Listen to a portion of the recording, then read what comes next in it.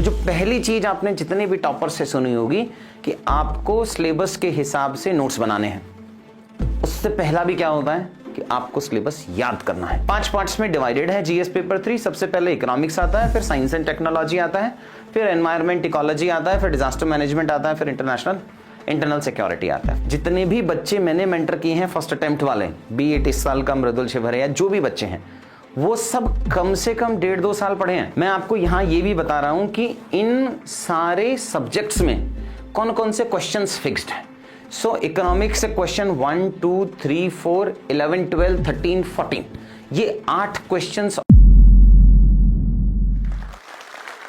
हाय बच्चा लोग, I hope you must have seen the previous 2 videos जिसमें मैंने कवर कराया था कि GS1 कैसे पढ़ना है, कितने कंपोनेंट्स हैं इसके, GS2 का सिलेबस क्या है। देखिए समझिए कि जब आप किसी वॉर पे जाते हो, सबसे पहले आपको कुछ अपनी तैयारी करनी पड़ती है। कौन कौन से आप वेपन्स लेके जाने वाले हो, कॉम्पिटिटिव एनालिसिस करना पड़ता है। Same goes with all the exams. आपने स्कूलिंग की होगी, NCERT होगा, सिलेबस होगा, 10th क्लास में होगा, 12th में होगा, ग्रेजुएशन में होगा। वैसे ही UPSC ने जो मेंस का सिलेबस है वो काफ़ी डिटेल में दे रखा है, सो दैट जो जितनी भी क्वेश्चंस पूछने वाला है वो, तो वो सब उस सिलेबस में कवर हो जाए। तो जो पहली चीज आपने जितने भी टॉपर से सुनी होगी कि आपको सिलेबस के हिसाब से नोट्स बनाने हैं, तो उससे पहला भी क्या होता है कि आपको सिलेबस याद करना है। अगर हमें सिलेबस याद है तो हम सेम डायमेंशंस को यूज कर सकते हैं एसए में, और GS 1, 2, 3, 4 में जब आपको पॉइंट्स जनरेट करना होगा, आपके पास अचानक से एक क्वेश्चन आ जाता है फॉर एग्जांपल कि इंडियन रेलवेज के चैलेंजेस क्या क्या हैं। आप पॉइंट कैसे जनरेट कर सकते हो इंडियन रेलवेज के चैलेंजेस के, अगर आपको सिलेबस याद होगा तो। सो इंडियन रेलवे के कुछ हिस्टोरिकल याद कर लेंगे कि ब्रिटिश टाइम पे बना था 55,000 किलोमीटर, तब से लेके अब तक 12-13 हजार ही और एक्स्ट्रा बना है। तो एक हिस्टोरिकल पॉइंट आ गया। चैलेंजेस कि हमने लेंथ नहीं बढ़ाई है, सेम ट्रैक है, नई नई ट्रेन बैठा देते हैं तो एक्सीडेंट बढ़ सकते हैं, ओवरलोडिंग के चांसेस हैं, स्लो हो जाता है प्रोसेस। कुछ ज्योग्राफिकल होगा कि Indian railway far flung areas में नहीं है, सिर्फ मेन एरियाज को कनेक्ट करता है। इंडियन रेलवे का सोशल इश्यूज होगा कि भाई कुछ 2 या 3 डब्बे ही हैं जो वीकर सेक्शंस के लिए हैं, जो वल्नरेबल सेक्शंस के लिए हैं, बाकी सबका फेयर बहुत ज़्यादा है, टिकट कंफर्म नहीं होती है। फिर गवर्नेंस एंड कॉन्स्टिट्यूशन कि भाई रेलवे बोर्ड नहीं बना तो इंडिपेंडेंट फेयर नहीं डिसाइड कर पाते वहाँ। सोशल जस्टिस के डायमेंशंस होंगे। इंटरनेशनल रिलेशंस के पॉइंट हो सकते हैं कि अगर इंडिया को नॉर्थ ईस्ट से कनेक्ट करना है सो बांग्लादेश क्रॉस करके जाना होगा, बट वो हो नहीं पा रहा है, इसलिए नॉर्थ ईस्टर्न रीजन में रेलवे का पेनिट्रेशन नहीं है, लेफ्ट विंग एक्सट्रीमिस्ट एरियाज में पेनिट्रेशन नहीं है। फिर इकोनॉमिक इशू होगा कि भाई ऑपरेटिंग रेशियो बहुत ज़्यादा है। मैं आपको ये सब इसलिए बता रहा हूँ कि आप मुझे कोई भी क्वेश्चन, आप कमेंट्स में कोई क्वेश्चन डाल देना, I will give you dimensions on the basis of this syllabus. ये बहुत जरूरी है आपको सिलेबस के पॉइंट्स याद करना, बिकॉज यहां से आपको रेडीमेड किसी भी क्वेश्चन में 10 पॉइंट्स मिल जाएंगे।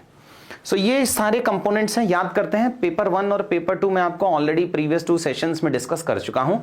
आज GS पेपर 3 पढ़ लेते हैं। 5 पार्ट्स में डिवाइडेड है GS पेपर 3। सबसे पहले इकोनॉमिक्स आता है, फिर साइंस एंड टेक्नोलॉजी आता है, फिर एनवायरमेंट इकोलॉजी आता है, फिर डिजास्टर मैनेजमेंट आता है, फिर इंटरनल सिक्योरिटी आता है। फर्स्ट पढ़ते हैं इकोनॉमिक्स वाले पार्ट के लिए। इकोनॉमिक्स में 10 पॉइंट्स में उसने डिवाइड किया हुआ है इसको, तो मैं सबसे पहले आपको डिटेल्ड वाले में लेके जाता हूं। ये 10 पॉइंट हैं जो इकोनॉमिक्स में डिवाइड किया है। मैं आपको यहां ये भी बता रहा हूं कि इन सारे सब्जेक्ट्स में कौन कौन से क्वेश्चंस फिक्स्ड हैं। सो इकोनॉमिक्स से क्वेश्चन 1, 2, 3, 4, 11, 12, 13, 14, ये 8 questions on an average that comes from economics का पार्ट। सिलेबस में उन्होंने 10 पॉइंट बता रखे हैं। 10 पॉइंट में से 3 पॉइंट स्टैटिक इकोनॉमिक्स के पोर्शन है, जिसमें फर्स्ट में है Indian economy and the issues relating to planning. तो भाई हमें प्लानिंग कमीशन चाहिए, हमें नीति आयोग चाहिए, हमें शॉर्ट टर्म प्लानिंग चाहिए, हमें लॉन्ग टर्म प्लानिंग चाहिए। फिर इकोनॉमिक को चलाने के लिए रिसोर्सेज कहां से आएंगे, मतलब मोबिलाइजेशन ऑफ रिसोर्सेज। भाई टैक्स रेट बढ़ा दूं कि कम करूं, भाई पर्टिकुलर किसी को एग्जाम्पशन देना है कि नहीं देना है, GST लिस्ट में मोर आइटम ऐड करूं कि नहीं करूं, उसी को कहते हैं मोबिलाइजेशन ऑफ रिसोर्सेज। फिर है ग्रोथ पे फोकस करना है, डेवलपमेंट पे फोकस करना है, एम्प्लॉयमेंट पे। तो ये इंडियन इकोनॉमी के जनरल इश्यूज हो गए फर्स्ट पार्ट में। सेकेंड पार्ट में है इंक्लूसिव ग्रोथ। बहुत अच्छे से पढ़ना इंक्लूसिव ग्रोथ। पिछले 5 साल में हर बार एक क्वेश्चन आया है इंक्लूसिव ग्रोथ का। और थर्ड आता है गवर्नमेंट बजटिंग। सो ये 3 पार्ट हो गए पहले हमारे। सबसे पहले इंडियन इकोनॉमी और उसके issues related to planning, mobilisation of resources, growth, development, employment. Second inclusive growth और थर्ड बजटिंग। अब बजटिंग में आपने लास्ट ईयर क्वेश्चन आया होगा कि कैपिटल और रेवेन्यू बजटिंग क्या होता है, वी और के शेप्ड ग्रोथ मॉडल्स क्या होते हैं, ये सारे क्वेश्चंस यहां से आ जाते हैं। फिर ये जो 3 और 4 नेक्स्ट 4 सेक्शंस है ना, which are related to agriculture और एग्रीकल्चर रिलेटेड सब्सिडीज, वहां सबसे रिलेटेड है। सबसे पहले क्या है, land reforms in India. Independence से पहले लैंड रिफॉर्म्स क्या हुए, इंडिपेंडेंस के बाद लैंड रिफॉर्म्स क्या हुए, लैंड रिफॉर्म्स के पॉजिटिव्स क्या हुए और उसके चैलेंजेस क्या आए, क्यों लैंड रिफॉर्म्स बहुत सक्सेसफुल नहीं हुए। आपको पता होगा इंडिया में जो लैंड है ना, वो इकोनॉमिक एसेट नहीं है, वो सोशल एसेट है। टेस्ट करना हो तो आज अपने फादर को फोन करना या पूछना उनसे कि वो जो आपके गांव वाली लैंड है ना, उसको सेल कर देते हैं। तो आप ये भी बताओगे ना कि वो 50 लाख रुपीस पर हेक्टेयर जा रहा है, तब भी वो सेल नहीं करेंगे। बिकॉज क्या कहेंगे कि that land belongs to my grandfather, grandfather. तो उसका एक सोशल सिग्निफिकेंस है कि गांव में क्या होता है कि आपके पास जितनी लैंड है उतना आपको सोशल प्रेस्टीज मिलता है। So land in India is not an economic issue, it is an socio economic issue. इसीलिए सेलिंग नहीं हो पा रही है, इसीलिए एज एन एसेट काउंट नहीं होता, इमोटिव इशू है। यही रीजन है कि यूपीएससी ने अलग से इसको सिलेबस का पार्ट बनाया है, land reforms in India. Because अगर आपको कोई भी इकोनॉमिक एक्टिविटी करनी है उसके लिए तो लैंड चाहिए, और लैंड के अपने चैलेंजेस हैं सेलिंग के। सो ये 4th पॉइंट हो गया। फिर हो गए मेजर क्रॉप्स। भाई इंडिया में कौन कौन सी क्रॉप्स ग्रो होती हैं, किस किस रीजन में होती हैं, कौन कौन से एरियाज में होती हैं। सो क्रॉपिंग पैटर्न क्या है, डिफरेंट टाइप्स ऑफ इरिगेशन क्या है, माइक्रो इरिगेशन क्या है, इरिगेशन सिस्टम क्या है, स्टोरेज कैसे करोगे, ट्रांसपोर्ट कैसे करोगे, marketing of agriculture produce, APMC, उससे रिलेटेड कंस्ट्रेंट्स और ई टेक्नोलॉजी। तो ये आ गया आपका मेजर क्रॉप्स में। फिर क्रॉप्स तो प्रोड्यूस कर दिए, उसको फैसिलिटेट करने के लिए, हेल्प करने के लिए गवर्नमेंट कुछ सब्सिडीज देता है। सेंट्रल गवर्नमेंट अलग देता है, स्टेट गवर्नमेंट अलग देता है, डायरेक्ट सब्सिडीज अलग होती हैं, इनडायरेक्ट सब्सिडीज अलग होती हैं। जैसे कोई फार्मलैंड एरिया है, वह उसके पड़ोस में गवर्नमेंट ने एक रोड बना दिया और वो रोड बनाने के लिए सब्सिडी दिया, तो वो इनडायरेक्ट सब्सिडी का पार्ट होगा। डायरेक्ट क्या हुआ कि आप सीड्स परचेज कर रहे हो एज ए फार्मर, तो गवर्नमेंट ने बोला सब्सिडाइज्ड ले लो। आप फर्टिलाइजर परचेज कर रहे हो, आप सब्सिडाइज्ड ले लो। तो direct and indirect farm subsidies होती है। जैसे एमएसपी है, मिनिमम सपोर्ट प्राइस है, पीडीएस सिस्टम है, पीडीएस के ऑब्जेक्टिव क्या हैं, फंक्शनिंग क्या है, लिमिटेशंस क्या हैं, पीडीएस के अच्छे अच्छे मॉडल हैं क्या हैं। गुजरात मॉडल पढ़ा होगा, छत्तीसगढ़ मॉडल पढ़ा होगा, तमिलनाडु मॉडल पढ़ा होगा कि पीडीएस किस तरीके से हम डिस्ट्रीब्यूट करें ताकि मैक्सिमम इफेक्टिव लोगों तक पहुंच सके। फिर issues of buffer stocks, food security, आपने नेशनल फूड सिक्योरिटी एक्ट पढ़ा होगा, आपने एफसीआई पढ़ा होगा, जो प्रोक्योर करता है क्या क्या चैलेंजेस आ रहे हैं उनको स्टोरेज में, ट्रांसपोर्टेशन में, डिस्ट्रीब्यूशन में, घोस्ट बेनिफिशियरीज क्या हैं, इंक्लूसिव एक्सक्लूसिव एरर्स क्या हैं, वो सारी चीजें आपको यहां पढ़नी है। अब बना तो लिया, बना के बेचना भी तो है उसको, तो उसके लिए चाहिए फूड प्रोसेसिंग, जिसको एक कीवर्ड करके मैं पढ़ाता हूं, that is farm to firm. मतलब फार्म सेक्टर से उठा के अब मुझे इंडस्ट्रीज में लेके जाना है उसको, उसके लिए चाहिए अपने को food processing. Food processing again is very very important. पिछले 5 साल से हर बार एक क्वेश्चन आ रहा है फूड प्रोसेसिंग पे। कभी पूछ लेगा स्मॉल यूनिट्स हैं, कभी पॉजिटिव, कभी नेगेटिव, कभी upstream downstream, straight away he question आता है। देखो जो एग्रीकल्चर है ना, वो बहुत प्रेडिक्टेबल है। Trust me, international relations, internal security and agriculture में मैं 90% क्वेश्चंस प्रेडिक्ट कर सकता हूं। आप भी अगर अपनी अंडरस्टैंडिंग अच्छी कर लेंगे और प्रीवियस ईयर पेपर्स को अगर आप देख पाएंगे, you will also be in A position जहां प्रेडिक्ट कर पाएंगे कि एग्रीकल्चर के कौन से टॉपिक्स पे यूपीएससी क्वेश्चन आपसे पूछेगा। So food processing and related industries हैं, स्कोप क्या है, सिग्निफिकेंस क्या है, लोकेशन कहां पे होगा, अपस्ट्रीम डाउनस्ट्रीम, तो इसी साल ही आ गया था। सप्लाई चेन मैनेजमेंट क्या है ये एग्रीकल्चर फिनिश हुआ। फिर आया effect of liberalisation on Indian economy, अच्छा हुआ खराब हुआ, एमएसएमई पे क्या इंपैक्ट हुआ, एमएनसीज पे क्या इंपैक्ट हुआ है। Changes in the industrial policy, आपने पढ़ा होगा 1956 की पॉलिसी आई थी, 77 में आई थी, 1991 में आई थी। कौन कौन सी ये मेजर इंडस्ट्रियल पॉलिसी थी और उसका इंपैक्ट इंडिया में क्या हुआ। अभी एक पुराने आरबीआई गवर्नर ने बोला था कि India is again moving towards Hindu rate of growth. तो जो 1970s एंड 80s में हिंदू रेट ऑफ ग्रोथ था, उसका रीजन भी बताते हैं कि जो इंडस्ट्रियल पॉलिसी आई थी हमारी 1956 में, यहाँ सारा काम गवर्नमेंट करता था, that was the reason for Hindu rate of growth. तो अब आप एक्सपेक्ट कर सकते हैं ये क्वेश्चन कि हिंदू रेट ऑफ ग्रोथ क्या है, do you think India is passing through Hindu rate of growth और नॉट। फिर नेक्स्ट हमारा आता है इंफ्रास्ट्रक्चर। अपने को पता है इंफ्रास्ट्रक्चर, एनर्जी सेक्टर है, पोर्ट है, रेलवे हैं, सबके अपने अपने चैलेंजेस हैं। इस बार क्वेश्चन आ गया था रेलवेज पे, रेलवे के चैलेंजेस क्या हैं, उसमें पब्लिक प्राइवेट पार्टनरशिप होनी चाहिए कि नहीं होनी चाहिए। और लास्ट हमारा आ गया इन्वेस्टमेंट मॉडल। इन्वेस्टमेंट मॉडल मतलब गवर्नमेंट पैसा लगाए, प्राइवेट सेक्टर पैसा लगाए, मिल के पैसा लगाएं, उसको टेक्निकल टर्म्स में अगर मैं कहूं तो उसको कहते हैं BOT, build operate transfer. BOT toll, BOT annuity, hybrid annuity model, engineering procurement and construction model, EPC बोलते हैं, स्विस चैलेंज मॉडल बोलते हैं। तो ये बहुत सारे TOT मॉडल बोलते हैं, बहुत सारे इन्वेस्टमेंट मॉडल्स हैं PPP के लिए। तो ये हमारे 10 कंपोनेंट्स हो गए। वापस से याद करा रहा हूं आपको। सबसे पहले इंडियन इकोनॉमी, उसमें इश्यूज क्या क्या चल रहे हैं, अनएम्प्लॉयमेंट का क्या इशू है, फिर डेवलपमेंट का क्या है, ग्रोथ का क्या है, मोबिलाइजेशन ऑफ रिसोर्सेज क्या है, सेकंड इंक्लूसिव ग्रोथ है, थर्ड इंडियन बजटिंग है। ये खत्म हो गया हमारा जनरल। 4 आएंगे हमारे एग्रीकल्चर के, लैंड रिफॉर्म्स देख लिया, लैंड रिफॉर्म्स के बाद क्रॉपिंग पैटर्न देख लिया, उसके बाद direct and indirect farm subsidies जो देते हैं वो देख लिया, और सब उठा के फार्म में लेके जाना है तो फूड प्रोसेसिंग सेक्टर देख लिया। उसके बाद 3 पॉइंट्स बचे हमारे। Effect of liberalisation on the economy क्या है, जो हम 1991 में हमने लिबरलाइज किया था। MSME पे क्या इंपैक्ट आया, और 1991 के बाद MNCs पे क्या इंपैक्ट आया, स्किल्ड लेबर पे क्या इंपैक्ट आया, लेबर की shifting from one area to second area में क्या इंपैक्ट आया, कितने आइटम हम एक्सपोर्ट कर पाए, कितना इंडिया ग्लोबल सप्लाई चेन का पार्ट बन पाया, ये सब इसमें आता है। इंफ्रास्ट्रक्चर आएगा और इन्वेस्टमेंट मॉडल। मेरा फेवरेट है इकोनॉमिक्स, तो थोड़ा ज्यादा डिटेल में पढ़ा दिया। Next as I told you related to science and technology, 4 part में डिवाइड कर रखा है उन्होंने, 3 पार्ट में है सॉरी।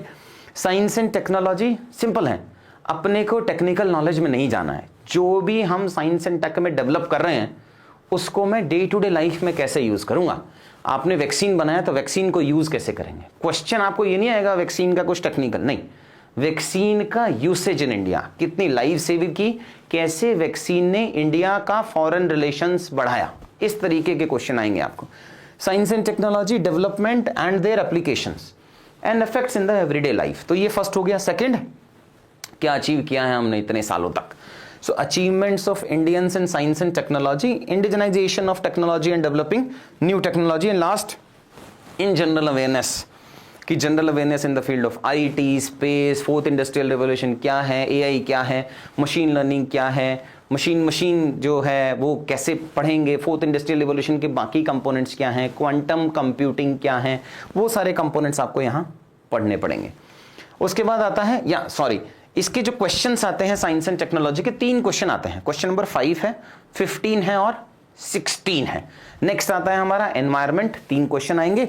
डिजास्टर मैनेजमेंट के 2 क्वेश्चंस आ रहे हैं, बट ये दोनों का वेटेज कभी भी बढ़ सकता है। मतलब अगर ये दोनों मिला के आप 5 क्वेश्चंस देख रहे हैं, I will not be surprise if UPSC will ask 7 questions from this section.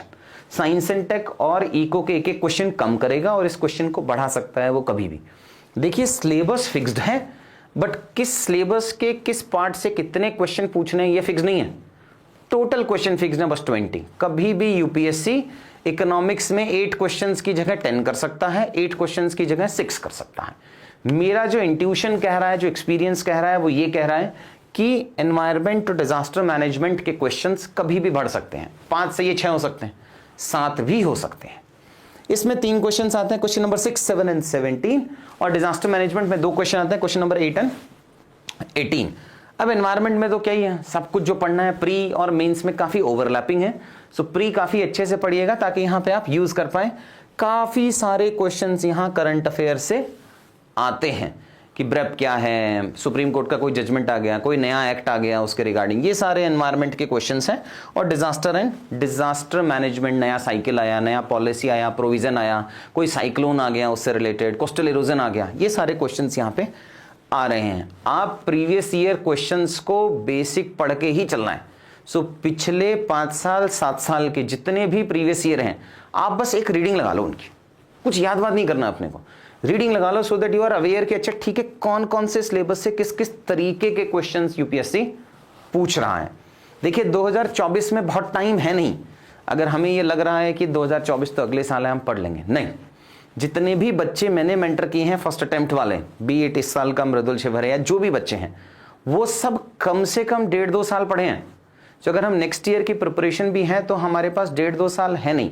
सो आपको पढ़ना अभी से पड़ेगा और स्टार्ट मेरे हिसाब से सिलेबस को याद करना जो हम कर चुके हैं, और प्रीवियस ईयर क्वेश्चंस की एक रीडिंग बस, ताकि आपको ये पता हो कि एनवायरनमेंट में किस तरीके का क्वेश्चन पूछ रहा है, डिजास्टर मैनेजमेंट में कैसा क्वेश्चन पूछ रहा है, इकोनॉमिक्स में कैसा क्वेश्चन पूछ रहा है, पॉवर्टी के कौन कौन से क्वेश्चंस पूछे हैं उसने, इंक्लूसिव ग्रोथ इतना रिलेवेंट क्यों है। नेक्स्ट लास्ट अपन आते हैं इंटरनल सिक्योरिटी पे। इंटरनल सिक्योरिटी में 5 तरीके के क्वेश्चंस पूछता है वो। सबसे पहले पूछता है linkages between development and spread of extremism.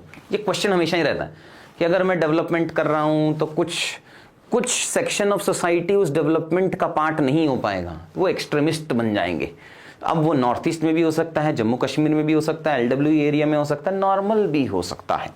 So linkages between development and spread of extremism, role of external state and non state actors in creating challenges to internal security. अब हम बोलते हैं ना कि जो हमारा से है कि पाकिस्तान में स्टेट स्पॉन्सर्ड टेररिज्म है, मतलब पाकिस्तान की गवर्नमेंट ही टेररिज्म में हेल्प कर रही है। आपने अभी आजकल ये डिस्कशन सुना होगा कि पाकिस्तान की सिचुएशन बहुत खराब है, सो चाइना उसे बेल आउट किया, $700 मिलियन उसको दे दिए। तो यूएसए ने इंडिया को फोन किया कि यार आप भी कुछ ऐसा कर सकते हो, नेबरिंग कंट्री है, इंस्टेबिलिटी जनरेट हो रहा है, बिकॉज हमने श्रीलंका को तो पैसा दिया, पाकिस्तान को नहीं दिया। क्यों नहीं दिया? बिकॉज देर आर चांसेस कि जो हमसे पैसा लेगा वो उसी पैसे से यूज करेगा हमारे अगेंस्ट ही टेररिज्म को। सो ये डिफरेंशिएशन है role of external state and non state actors in creating challenges to internal security. Third आता है security challenges and their management in the border areas. Technology का यूसेज, वेरियस फोर्सेज जो हमने use कर रखी हैं, फिर linkages of crime with the terrorism, and last आता है जो नया चीजें चल रही हैं, बस social media based, IT based, communication based, इन सब से क्या चैलेंजेस हैं इंटरनल सिक्योरिटी को। Communication network, role of media, social networking sites, cyber security, money laundering and its prevention. और लास्ट में आता है बॉर्डर्स, जो अपनी सिक्योरिटी फोर्सेज हैं एंड एजेंसीज हैं एंड देयर मैंडेट। तो 5 पार्ट हो गए इसके। सबसे पहला पार्ट था linkages between development and extremism. दूसरा है role of state and non state actors on in creating challenges in India's internal security. Third है बॉर्डर एरियाज को थोड़ा डेवलप कर लें। लास्ट है नई चीजें, media, social security etcetera and all, उसका इंपैक्ट या चैलेंजेस इंटरनल सिक्योरिटी पे क्या पड़ रहा है। और लास्ट हो गया वेरियस सिक्योरिटी एजेंसीज जो हैं हमारी, उनका क्या मैंडेट है, क्या प्रेरोगेटिव है, क्या रोल है। सो ये आई थिंक ब्रॉडली मैंने फिनिश करा दिया आपका जो सिलेबस था। थोड़े हैवी वीडियोस हैं ये, बिकॉज आपको क्रैम करना पड़ेगा इसमें। सिलेबस जब तक आप क्रैम नहीं करोगे, आपके आंसर राइटिंग के पॉइंट्स में डायमेंशन नहीं आएंगे। और अगर आप सिर्फ 1 साइडेड आंसर लिख के आओगे, so you can never fetch more than 100 marks in any of the GS paper. So next video में हम आपको GS पेपर 4 का सिलेबस याद कराएंगे जो पार्ट A में आता है। थैंक्स। इंडिया के लाखों बच्चे UPSC का एग्जाम देते हैं और लाखों बच्चों की बहुत सारी मुश्किलें होती हैं। किसी को फाइनेंशियल प्रॉब्लम है, अफोर्डेबल नहीं कर सकता, किसी को अच्छी डायरेक्शन नहीं है, कोई बच्चा 4 अटेम्प्ट में पास नहीं कर पा रहा है, कोई 5 अटेम्प्ट में नहीं कर पा रहा है, कोई एग्जाम का फॉर्म ही फिल नहीं कर पा रहा है बिकॉज उसके पास वो फाइनेंशियल नहीं है। अब ये जो मुश्किलें हैं उसको कम करने के लिए जोश ने मुझे रिक्वेस्ट किया कि जो भी जोश की फैमिली है अगर मैं उसको कोई स्कॉलरशिप दे पाऊँ। सो मैंने डिसाइड किया है कि जो भी सीरियस बच्चे हैं, जो सीरियस जोश फैमिली के एस्पिरेंट्स हैं, उनको मैं स्कॉलरशिप प्रोवाइड कराऊंगा, एक अफोर्डेबल एजुकेशन प्रोवाइड कराऊंगा। सो नीचे कमेंट्स और डिस्क्रिप्शन में हमने गूगल फॉर्म दिया है, उसको अच्छे से भरो। उसमें से जो भी सीरियस कैंडिडेट हमें लगेंगे, हम उसको अफोर्डेबल एजुकेशन प्रोवाइड कराएंगे और मैं पर्सनली इंश्योर करूंगा कि वो जो एजुकेशन हो उससे क्वालिटी में कुछ कॉम्प्रोमाइज़ ना हो। बिकॉज यूजुअली होता है कि अगर हम स्कॉलरशिप देते हैं, अगर हम अफोर्डेबिलिटी पे जाते हैं, तो कहीं क्वालिटी कॉम्प्रोमाइज़ हो जाती है। सो यहाँ आपको क्वालिटी एंड अफोर्डेबिलिटी दोनों अवेलेबल है।